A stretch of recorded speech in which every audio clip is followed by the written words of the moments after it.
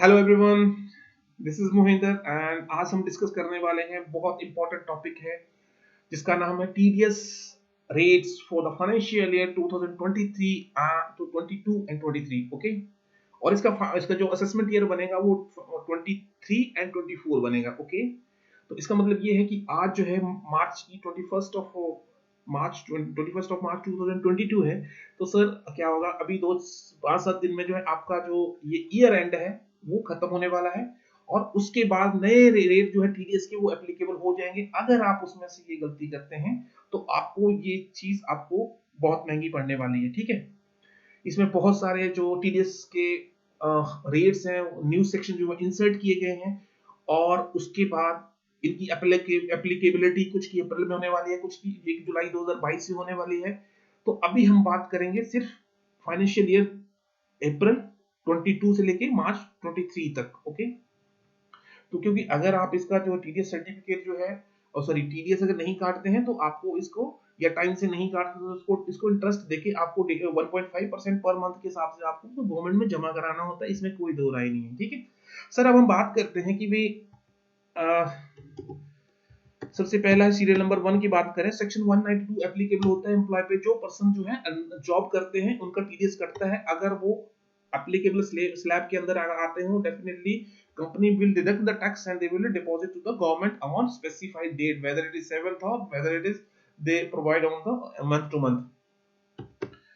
अच्छा, हमारे पास 3 स्लैब है कि भी अगर किसी पर्सन की एज जो है वो आपकी 60 से नीचे है तो उस केस में क्या होता है सर, आपको 2.5 लाख तक जो है आपको अलग स्लैब है।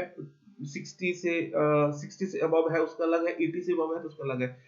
अगर 60 से एज है 2.5 लाख से अगर आपकी एग्जम्पशन जो है आई मीन जो सैलरी है एक्सीड करती है तो आपको टीडीएस बनता है आपका।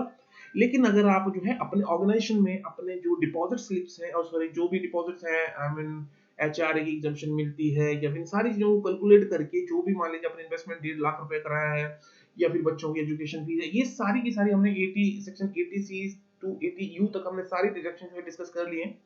तो उस केस में सारी चीजें आप कंपनी को दे दीजिए, वो आपका टीडीएस नहीं काटेंगे, प्रोवाइडेड कि आप वो प्रॉपर जो है चीजें जैसे जैसे वो मांगते हैं वो आप उनको दे दीजिए।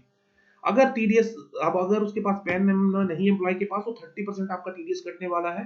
इसमें कोई सेकंड पॉइंट नहीं है। I will not discuss that. So that's mean you have to apply for your PAN card first. Section 192A की अगर मैं बात करूं, premature from the EPF, sir ये क्या है? सर मेरा पैसा है, मैं इसको निकाल रहा हूँ और मुझे उसके ऊपर जो है टीडीएस काट काट लोगे आप? हाँ भाई काट लेंगे। गवर्नमेंट कहती है हमारी मर्जी है।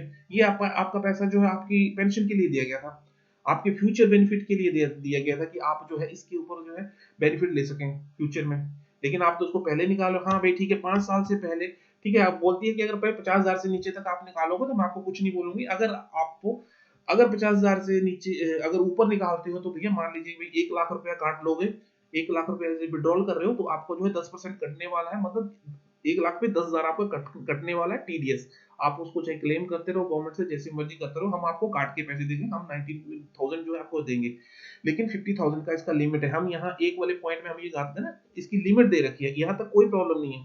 ठीक है, उसके बाद हम बात करते हैं सेक्शन 193 की। वो ये कहता है इंटरेस्ट ऑन सिक्योरिटी। कुछ ऐसी सिक्योरिटीज होती हैं जिनके ऊपर जो है वो टैक्सेबल, जैसे टैक्सेबल बॉन्ड्स हुए, गोल्ड बॉन्ड हुए 6.5%, अलग अलग टाइप की स्कीम आती है गवर्नमेंट रहती है, उसमें कुछ ऐसी होती हैं उनके ऊपर जो है टीडीएस काट लिया जाता है। अगर जो है उनके 5,000 की लिमिट है और अगर इंटरेस्ट ऑन डिवेंचर्स है लिमिटेड कंपनी से मिला है तो 10,000 की जो है उनकी एग्जम्पशन है। अदरवाइज आपको टीडीएस काट के देगी कंपनी 10% के हिसाब से, या फिर रेसिपिएंट आपको इंडिविजुअल हो या कंपनी हो। ठीक है, दोनों में सेम है। अगर आपका जो पैन है वो नहीं है तो 20% लगेगा। सेक्शन 194 डिविडेंड की अगर मैं बात करूं, ये बोलता है कि भाई 5,000 तक आपको डिविडेंड अगर मिलता है तो मैं कोई कुछ नहीं बोलेंगे आपको। देखिए आपको पता बड़ी बड़ी कंपनी जैसे टीसीएस हुई है, आपकी रिलायंस हुई है, वो आपको टाइम टू टाइम आपको बहुत सारी चीजें बेनिफिट देती हैं। अगर आपने इसके शेयर खरीद रखे हैं तो जैसे डिविडेंड देंगी तो आप वो टीडीएस आपको काट के देंगी। ले भाई आपको आपका जो 6,000 का तो मैं टीडीएस काट के दे दूंगी 10% हुए 6,000 का 10% 600 रुपए काट के भैया हम आपको 5,400 रुपीज का आप जो है अपना पकड़ लो। ये मेरे हिसाब बनता है, ये हमारे पास, क्योंकि उनके पास यार कंपनी के पास लॉ है, उनको करना है, उनको काटना है, वो आपको ऐसे नहीं दे सकते। क्योंकि उनके बुक्स भी ऑडिट होती हैं, ऐसा थोड़ी बिना आपको पैसा बनता आपको दे दिए, तो उनको काट के देखिए, गवर्नमेंट में जमा कराना, गवर्नमेंट को पैसा चाहिए, गवर्नमेंट को टैक्स चाहिए सारी चीजों को चलाने के लिए, यही तो इनकम टैक्स है। उसको एक एक पॉइंट्स को उसको निकालना है बीच में से, और कहां कहां टैक्स बनता है, यही गवर्नमेंट का सबसे बड़ा मोटिव है, ठीक है। उसके बाद हम बात करते हैं 194A की, इंटरेस्ट ऑन बैंकिंग। ऐसा कोई इंटरेस्ट जो बैंकिंग कंपनी से मिलता है, जो कंपनी बैंकिंग रेगुलेशन के अंदर रजिस्टर्ड हुई है, या फिर कोऑपरेटिव सोसाइटीज है, या फिर चाहे फिर वो आपकी टर्म टाइम डिपॉजिट्स का हो या रिकरिंग डिपॉजिट है, जो भी आपको इंटरेस्ट मिलता है उसके, भाई बोला भाई अगर इंडिविजुअल के लिए तो जो है आपका 40,000 तक कोई प्रॉब्लम नहीं है, 40,000 तो कोई प्रॉब्लम नहीं है, ओके। उसके बाद अगर आपका जो पर्सन है वो 50,000, अगर आपका कोई पर्सन जो है सीनियर सिटीजन है तो 50,000 तक मुझे कोई प्रॉब्लम, उससे ऊपर अगर मिलेगा तो भैया हम लोग टीडीएस काट लेंगे आपका, जो कि 10% का रेट है, विदाउट विदाउट पैन 20% चार्ज होगा। अच्छा, इंटरेस्ट ऑन अदर देन, ऐसा कोई इंटरेस्ट आपको मिलता है सर कि आपको जो बैंकिंग के अलावा और कहीं मिलता है तो 5,000 तक कोई प्रॉब्लम नहीं है, उसके ऊपर अगर आपको मिलेगा सर 10% जो हम लोग टीडीएस काट लेंगे, चाहे कंपनी हो चाहे इंडिविजुअल हो, ठीक है, या एचयूएफ हो। 20% विदाउट होल्डिंग पैन है। अच्छा बोला भैया तुम जो भी ना लॉटरी वगैरह की सब चीज खेलते हो ना, ये तो इलीगल काम है, लेकिन आप खेलते हो कमा रहे हो कोई बात नहीं भैया, लेकिन मुझे 30% टैक्स चाहिए, ठीक कहती गवर्नमेंट, भैया अगर आप ऐसा काम करोगे तो जो इलीगल है तो हम मुझे 30% चाहिए। जैसे भी आपने लॉटरी से भी 1 लाख रुपए निकला, तो क्या आपको 1 लाख थोड़ी मिल जाएगा, या आपने 1 करोड़ के लिए निकली है तो नहीं मिलेगा सर, आपको नहीं मिलेगा वो, क्योंकि गवर्नमेंट का टैक्स है उसमें काट लेगी, वो 30% काट लेगी। मतलब अगर 1 करोड़ की आपको लॉटरी निकली है तो 30% जो है आपका काट लेगी, मतलब 30 लाख आपको दे देगी, 70 लाख सिर्फ आपको भेजेगी, ये है इनकम टैक्स। आप जैसे मर्जी करते रहो, उसके ऊपर जो है बिना पैन के भी 30% है, चाहे कंपनी हो, किसी ने भी अगर ये क्रॉस बर्ड या पजल लॉटरी का खेला है तो आप उसको 30% काटने वाले। उसके बाद सर आपका ऐसा कौन है 194BB की अगर बात करें, तो अगर आप जो है इसकी बिनिंग फ्रॉम अगर हॉर्स रेसेस की बात करें, तो उस केस में भी सर आपको 10,000 तक कोई प्रॉब्लम नहीं है, उससे ऊपर अगर आप करोगे तो आप जो है टीडीएस कटने वाला है आपका 30%, ठीक है। 194C की अगर मैं बात करूं तो उस केस में भी आपको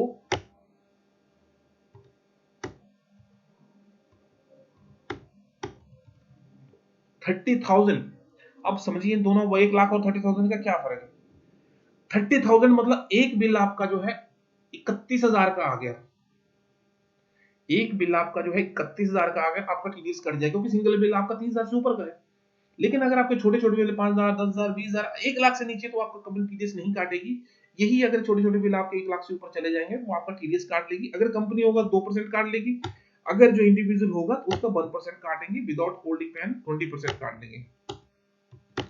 194D हमारे को क्या बोलता है सर कि इंश्योरेंस कमीशन, ऐसा कोई इंश्योरेंस कमीशन, ऐसा कोई इंश्योरेंस कमीशन जो कि एक एजेंट को मिलता है, चाहे उसका नाम कुछ भी दे दो यार, कमीशन दे दो, ब्रोकरेज दे दो, या फिर रिवॉर्ड दे दो, उसको जो भी मिलेगा सर वो टैक्सेबल होगा, और होगा 15,000 से ऊपर, वो आई मीन उसके 15,000 से ऊपर का जो भी पैसा मिलेगा वो आपको टीडीएस काट के मिलेगा। एट लेट्स सी, मैं एक एलआईसी का एजेंट हूं, लेकिन मुझे 15,000 तक मिलेगा तो बोलेगी कंपनी कोई प्रॉब्लम नहीं है, लेकिन आपका अगर इंडिविजुअल है तो 5% काट लेंगे, अगर कोई कंपनी अगर एक काम कर रही है, एजेंट का काम कर रही है, तो वो 10% तो टीडीएस काट के आपको दे देंगे, विदाउट होल्डिंग पैन 20% है। कोई कंफ्यूजन हो, क्योंकि हम लोग सर इस सेक्शन को अलग अलग हम लोग अलग अलग वीडियो में कवर करने वाले हैं, बिकॉज सारी चीजें एक ही वीडियो में कवर करना बहुत मुश्किल है। यहाँ सिर्फ मैं आपको लिस्ट बताऊंगा कि सर ये लिस्ट है, और इसको बल जब अलग अलग हम लोग इस वीडियो में काम करेंगे तो सर आपको पूरा का पूरा डाउट एक एक सेक्शन का क्लियर करने वाला हूं मैं, और आपको कहीं भी इसकी प्रॉब्लम नहीं आने वाली। फिर भी अगर कोई इसकी कंप्लेंट अगर आपको आती है, कोई कंफ्यूजन आता है, तो प्लीज आप मुझे कमेंट सेक्शन में जरूर डालो और मैं उसका रिप्लाई करूंगा, ठीक है। Payment to the respect of अच्छा 194D ये बोलता है भाई ये क्या मतलब हुआ कि मेरी लाइफ इंश्योरेंस पॉलिसी है और जब भी आप मुझे दोगे भैया मेच्योरिटी पे तो आप इसका पैसा काट लो। हाँ भाई काट लेंगे, क्योंकि ये 10DD के अंदर नहीं है कि भाई कोई अगर जो पॉलिसी 10DD के अंदर नहीं आती है, जो भी उसमें से पैसा मिलता है वो आपको 1% काट के, जैसे आपका जो है 2 लाख रुपए मिलता है, ठीक है, तो बोला भैया हम आपको टीडीएस काट के देंगे, क्योंकि आपको 1 लाख तक तो मुझे कोई प्रॉब्लम नहीं थी, एक तो वो 10TD के अंदर के जो है आपका बोनस और ये जो है एग्जम्पशन नहीं है, ठीक है। तो अगर हम आपको कोई पॉलिसी देते हैं तो उसकी मिलने वाला जो है 1% जो है वो आपको काट लिया जाएगा, 1 लाख से अगर ऊपर की पॉलिसी होगी तो, आई मीन अमाउंट जो 1 लाख का होगा, ठीक है। 194EE की बात करें, ऐसा कोई एनएससी अमाउंट में अगर पेमेंट आपको मिल जाती है तो वो भी आपको टीडीएस काट के मिलेगी, क्योंकि आपको 10% आपको काट के मिलेगा, चाहे इंडिविजुअल हो चाहे कंपनी हो। 20% विदाउट होल्डिंग पैन है, ठीक है। उसके बाद है रीपरचेज, कोई भी आपकी यूनिट्स जो है म्यूचुअल फंड से परचेज की जाती हैं तो उसके ऊपर जैसे 20% आपको जो है टीडीएस जो है काट के मिलेगा, ठीक है, म्यूचुअल फंड जो भी खरीदता है। 94G की बात करें, अगर कोई भी कमीशन अगर आपने लॉटरी के लिए दिया हुआ है तो आपको 15,000 तक, तो जैसे बोला कि भैया मैंने लॉटरी खरीदा था, ये चीजें मेरी ये चीजें कमीशन है, तो उसको कमीशन ब्रोकरेज दे दो, रिवॉर्ड दे दो, रेम्युनरेशन कुछ भी बोलो सर, आपको 15,000 तो कोई प्रॉब्लम नहीं है, लेकिन हम लोग ना 5% जो है काट लेंगे आपका, चाहे कंपनी हो चाहे इंडिविजुअल हो, आपको टीडीएस 5% काट के मिलेगा। कमीशन और ब्रोकरेज की अगर मैं बात करूं, ऐसी कोई कमीशन जो ऊपर किसी में नहीं आती, चाहे वो इंश्योरेंस की हो या लॉटरी की हो, तो उसमें आपको 15,000 तक पर एनम की कोई प्रॉब्लम नहीं है। इसकी लिमिट सिर्फ वन टाइम के लिए है आपकी, ठीक है। वो ये जो है पूरे साल में आपको 15,000 से ऊपर की अगर कमीशन मिल रही है तो आपको 5% जो है कमीशन काट, सॉरी टीडीएस काट के पैसा मिलने वाला है। 20% काट लेंगे वो अगर आपके पास पैन नंबर नहीं है। बहुत important, rent other than plant and machinery, ऐसा कोई रेंट आप दे रहे हो भाई, किसी चीज का आप रेंट दे रहे हो, ठीक है, तो आप जो है 2,40,000 तक कोई प्रॉब्लम नहीं है। 2,40,000 से जैसे आप ऊपर दे रहे हो तो आपको 10% जो है आपको कटने वाला है। जैसे 2.5 लाख है तो आपका पर एनम का 25,000 रुपए कटने वाला है, चाहे वो आपका रेसिपिएंट इंडिविजुअल हो चाहे फिर आपका ये आपका कंपनी हो।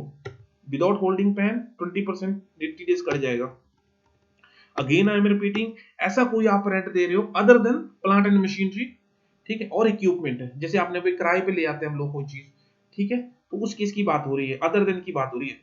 अब दूसरे वाले पॉइंट में हम लोग बात करते हैं रेंट प्लांट, ऐसे कोई अपने कोई मशीन है, हम लोग कर लेते हैं, ये मशीन हमने किराए पे लाई है, हमने भैया उसको बंदे को बोला 2.5 लाख रुपए ले लो, ठीक है सर, नहीं टीडीएस कट के पैसे मिलेगा हम आपको, ठीक है, हमने आपकी मशीन ली यूज करी है, लेकिन हम आपको जो है टीडीएस काट के पैसा देंगे, तो ठीक है भैया 2.5 लाख पे आप जो है 2% काट लो, तो इस हिसाब से 2% काट के आपको पैसा मिलेगा अगर रेंट पे आपने कोई चीज। इमूवेबल प्रॉपर्टी, बहुत इंपॉर्टेंट पॉइंट, ऐसा कोई पॉइंट, ऐसी कोई प्रॉपर्टी जो कि आप सेल कर रहे हो जिसकी वैल्यू 50 लाख से ऊपर है, तो सर आपको जो है टीडीएस काटना है, टीडीएस काट के जमा कराना है। उस पर्सन जो है खरीद रहा है, जो पर्सन खरीद रहा है उसका टीडीएस काटो और वहां जमा करा दो। ऐसी, और ये 2022 से कुछ इसका चेंज होने वाला, मैं अपनी इस वीडियो को कंप्लीट में कवर करने वाला हूं। तो आप समझ रहे हो, जैसे किसी प्रॉपर्टी की वैल्यू 51 लाख से ऊपर है और आप जो है इसको सेल कर रहे हो, तो सर मैं क्या करूंगा, मैं उसका जो आपका दूसरा बायर है, जो बायर है वो उसका जो टीडीएस जो है वो काट लेगा। बायर बोलेगा मैं भैया मैं क्यों पेमेंट करूं, मेरी रिस्पॉन्सिबिलिटी बनती है, मैं काट के तुम्हारा जमा कराऊंगा, ठीक है भैया अब मेरा काट के जमा करा दो। तो इसमें से कोई भी करा सकता है, ठीक है। रेंट पेड ऑफ रेजिडेंट, ऐसा कोई किसी भी पर्सन को, रेजिडेंट को, ऐसे किसी भी पर्सन को जिसका रेंट जो है 50,000 से ऊपर दे रहे हो, सर आप उसका टीडीएस काट के दोगे, और उसका टीडीएस काटने के लिए आपको 5% टीडीएस काटना है। इसका लेट्स से कि 6 लाख से ऊपर अगर रेंट हुआ 50,000 पर मंथ का अगर आप दे रहे हो, तो उस केस में आप जो है उसका टीडीएस काट के देखो। कोई भी इंडिविजुअल, जैसे मैं किराए पे रह रहा हूँ भाई, मेरा किराया 60,000 है, तो भैया ठीक है मैं टीडीएस काट के उसको रेंट दूंगा, क्योंकि 50,000 से ऊपर है लिमिट। तो 94(1) भी ये कहता है, 94(1) कहता है payment for the consideration.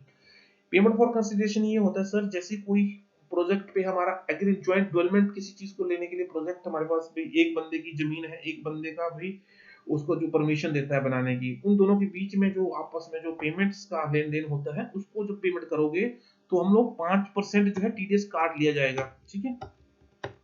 Payment for consideration, अच्छा ये तो मैंने स्टडी कर लिया।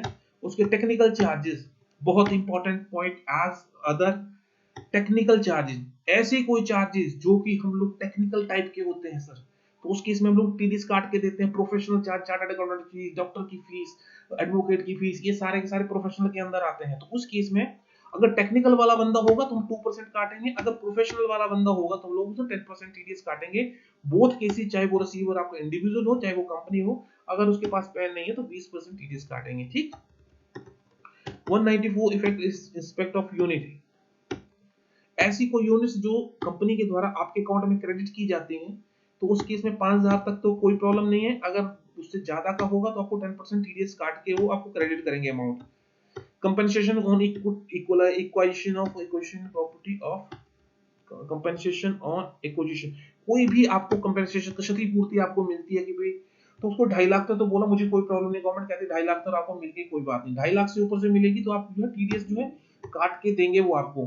कंपनसेशन का मतलब होता है कि ठीक है बस मैंने एक फ्लैट लिया था, फ्लैट लेने के बाद भैया मेरे को 3 साल हो गए मुझे फ्लैट नहीं मिला, उसके बदले में गवर्नमेंट ने उसको पेनल्टी लगाई, भैया जिन जिन के फ्लैट है उनको पैसा दो, तो वो कंपनसेशन होती है जो मेरे को मिलती है। मान लीजिए 5 लाख की मिल गई तो सर आपको जो है आपको टीडीएस काट के पैसा मिलने वाला है। ठीक है। 94 एलसी क्या कहता है, implement non resident Indian company on business trust Indian to the non resident NRI company.